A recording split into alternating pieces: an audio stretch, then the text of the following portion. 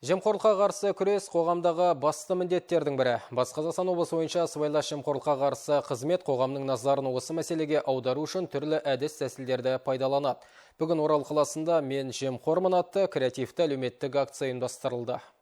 Мен жемқормын. Орал қаласында дәл осындай атаумен қоғамдағы сыбайлас жемқорлық көріністерін жоюға және оларға қарсы күреске бағытталған кезекті әлеуметтік акция өтті. Мамандардың айтуынша, өңірде құқық қорғау органдары, жергілікті атқарушы органдар ең жемқор ведомстволар болып табылады. Ал орталық мемлекеттік органдар осы үштікті түйіндейді. Осындай тәсілмен біз, мысалы үшін, осындай креативті тәсілмен адамның үстіне маска киіп, жемқордың кейпін келтіріп, адамдар одан жек көрінішті деген сезімде болу керек деп ойлаймыз. Және де оларға, мысалы үшін, ойын ретінде мынандай шармен, таяқша шармен ұруға мүмкіндік беріп отырмыз.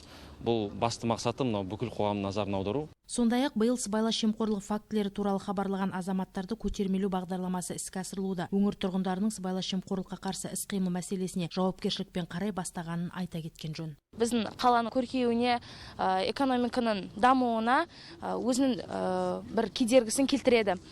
Сондықтан қала тұрғындары арасында осы жемқорлық үлкен жауапкершілікке тартылатынын түсіндіру бағытында осындай акциялар өткізілуде.